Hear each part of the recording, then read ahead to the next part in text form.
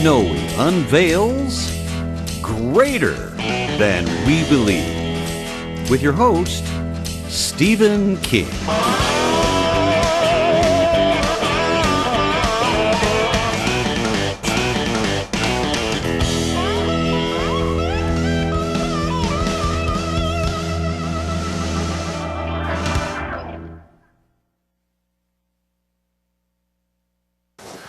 Well, hello again. Thank you for coming back. My name is Stephen King. I am your host this evening. I got my friend John Noe here.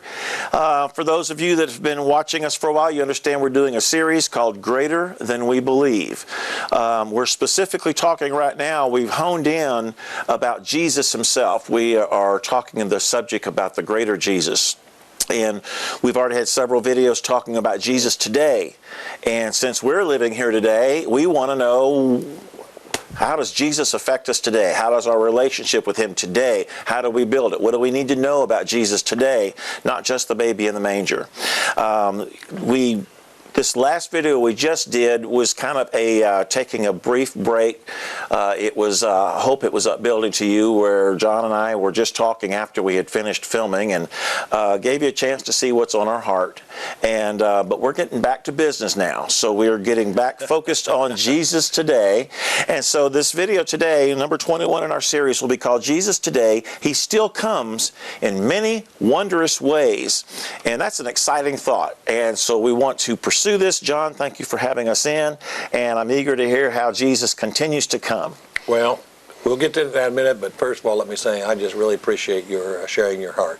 Thank you. This in the previous video.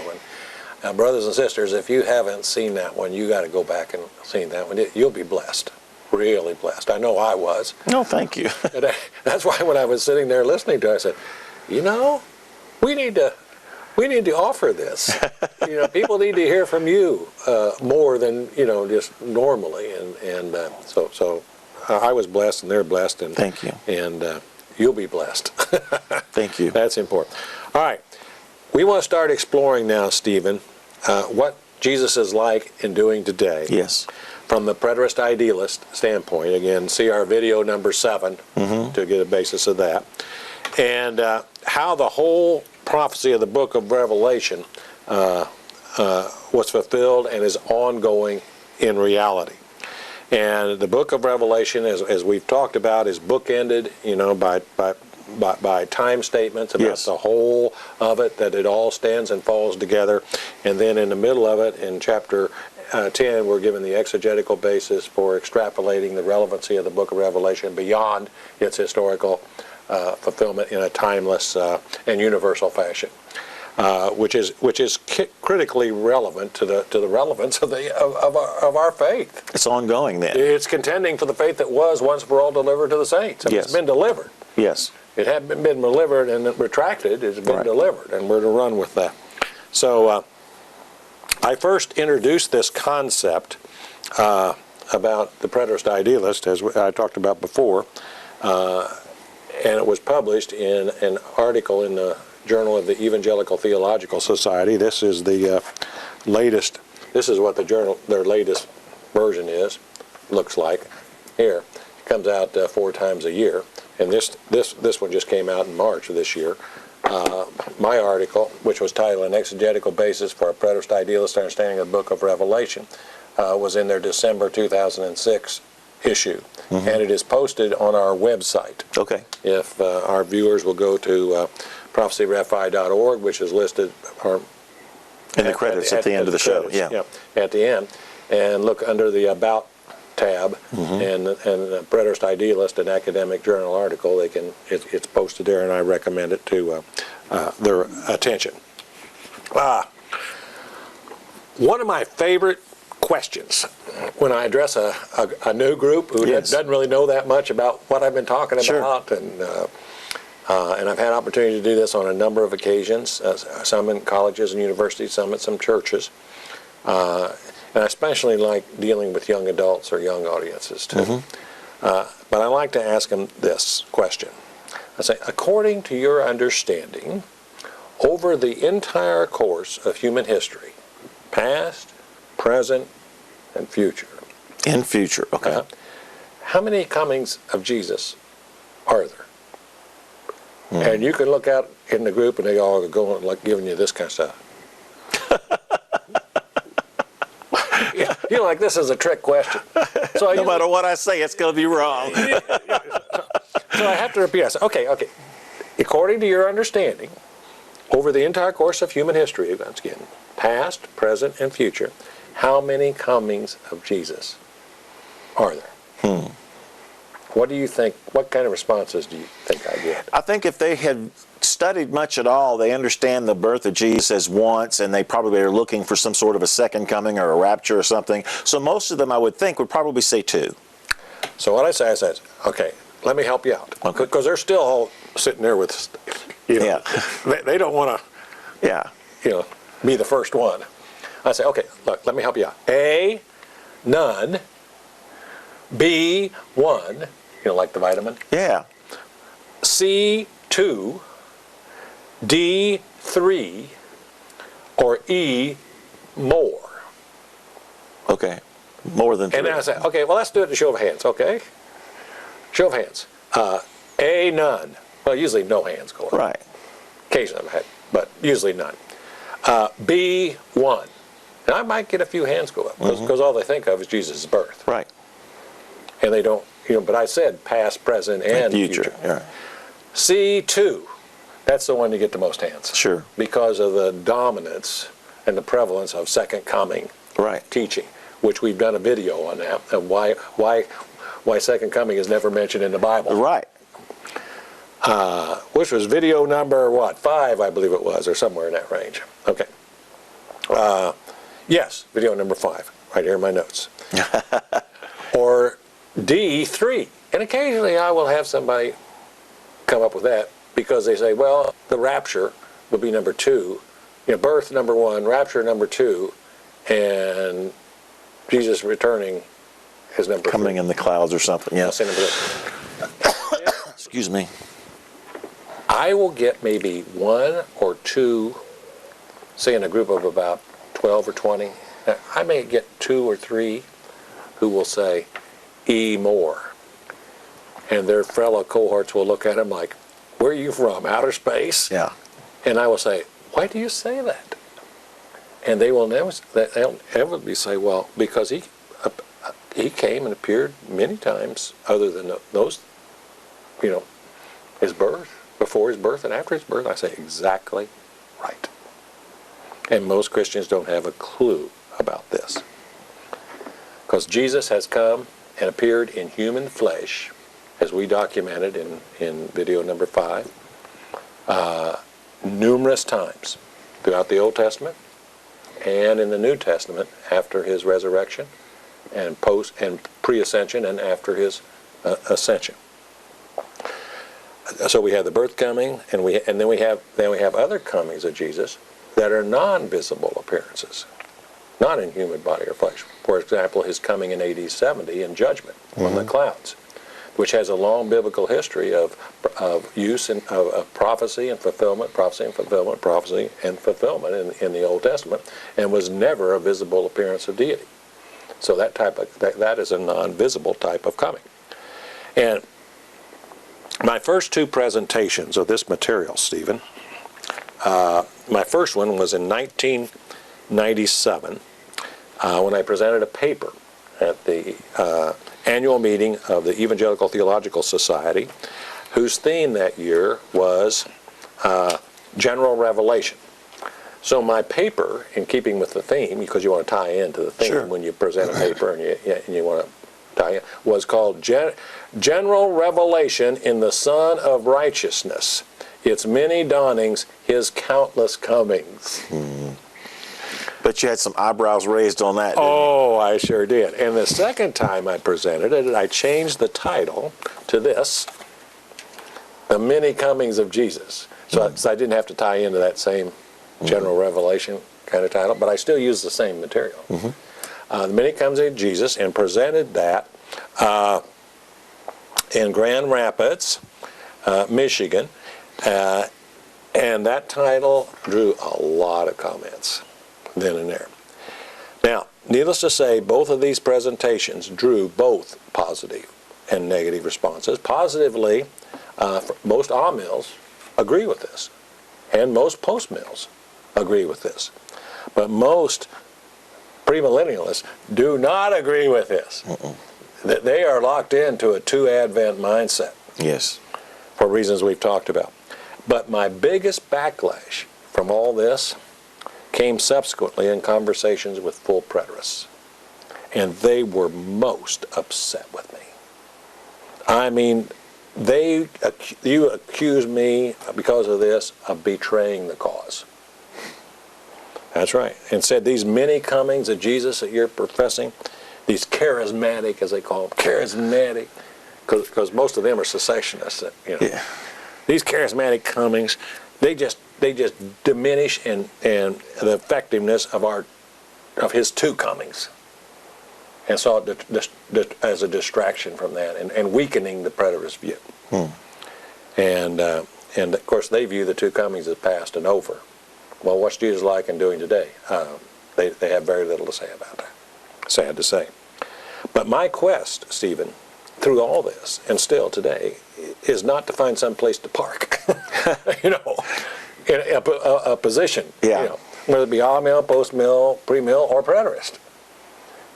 My quest has always been for truth and understanding, and that's what I was pursuing here, and that's what we'll be pursuing as we continue to talk about it. So let's get into it. Yes. All right? Okay. And let's see if we can glean a greater understanding and appreciation for how we serve an active and evolved Christ, who is involved with his creation and still comes in many, many wondrous ways. Some you do not want to have happen to you, but comes in many wondrous ways. So, since AD 70, today and in the future, I'm going to be doing an exposition from my book here on this, from the Greater Jesus.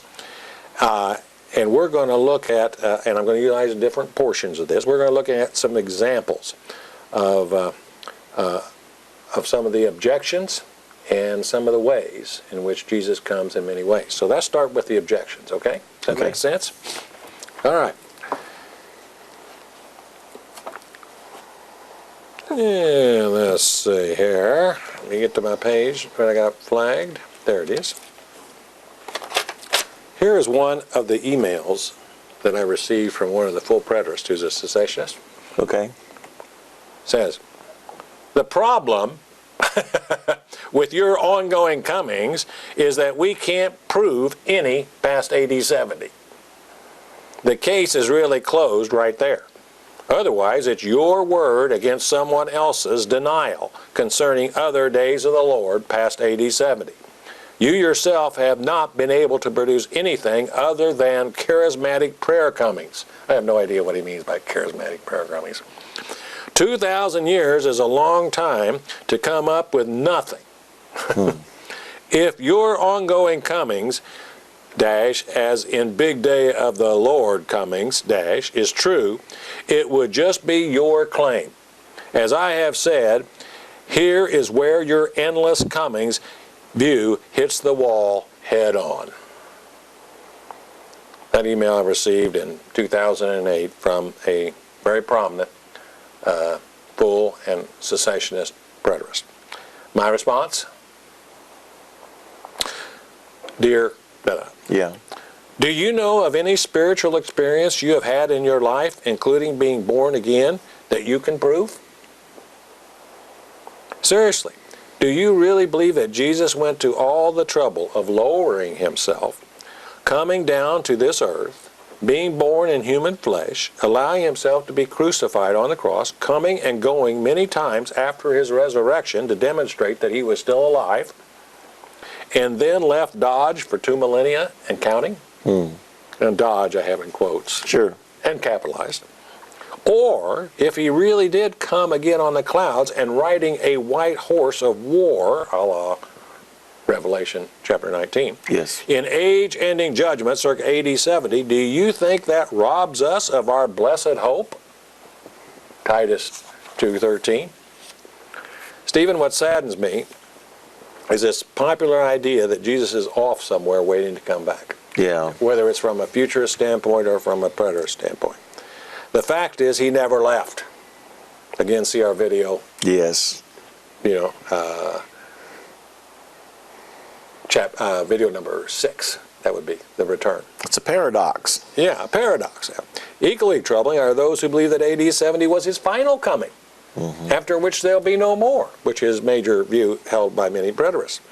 But please be assured, I assist in here, that post AD 70, Jesus is still here with us, and right now in our midst, Yes. in this great cloud of witnesses that we talked about in one of our previous videos here recently. And he still comes in many wondrous ways.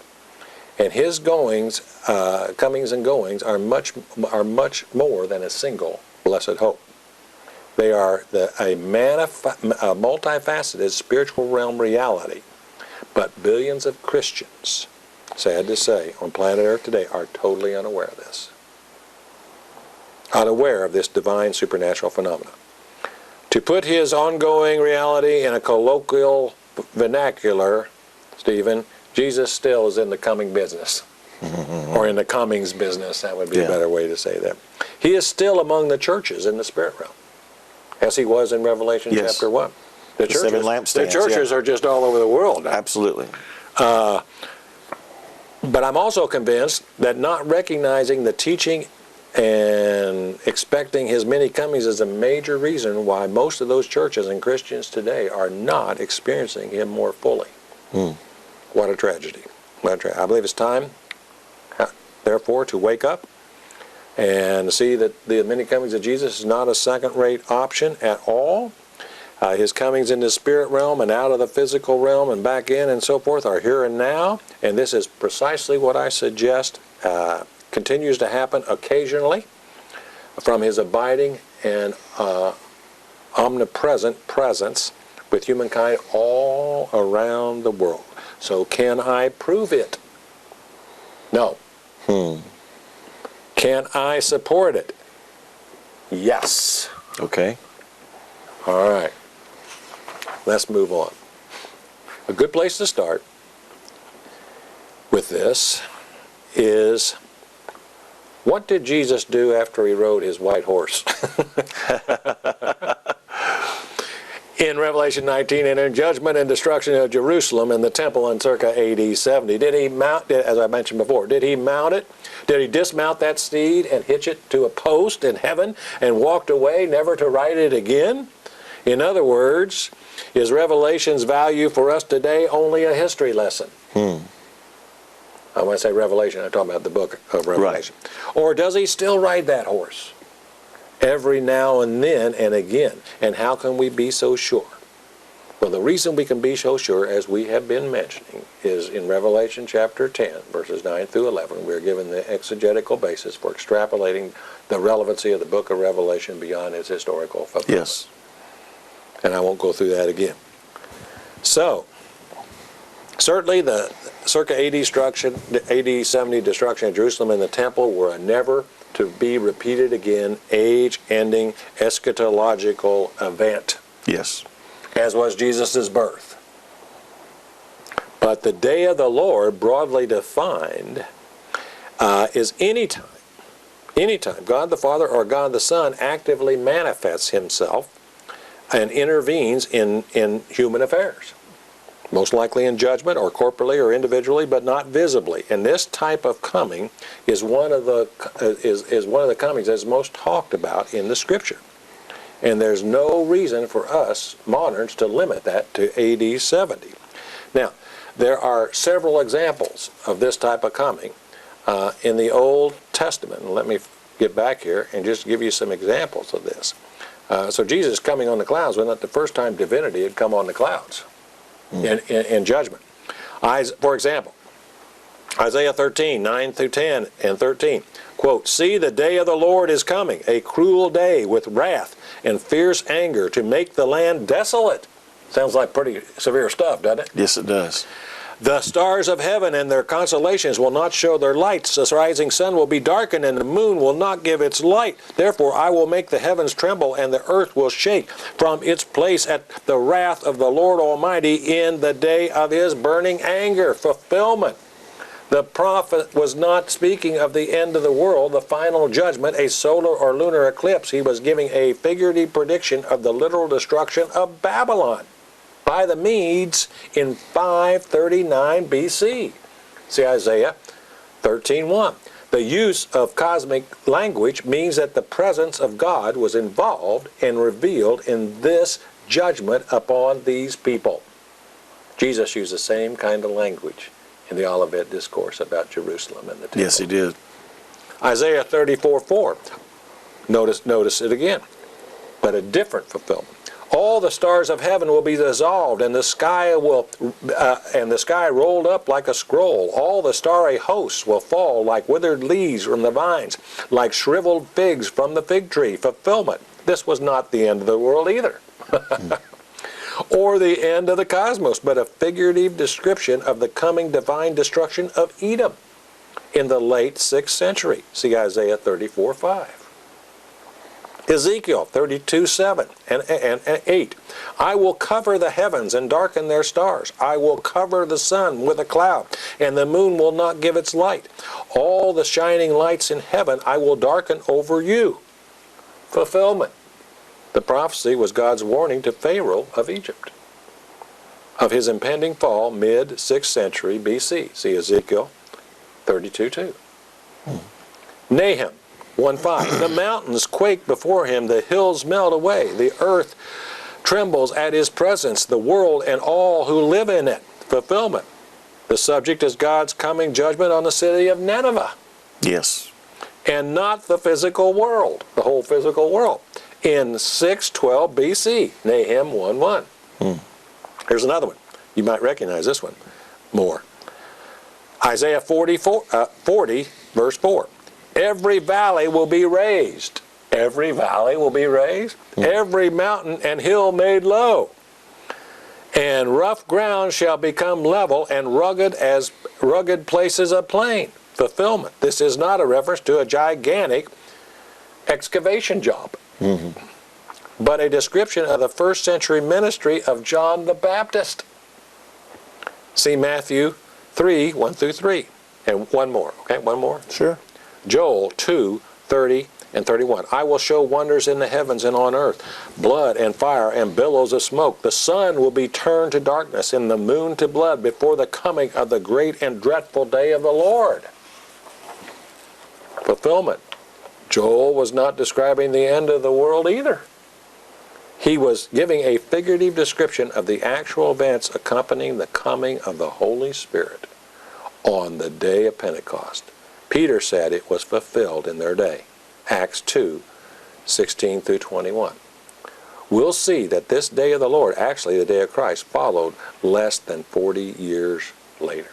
So here we have a pattern, Old Testament pattern, of many comings of the day of the Lord.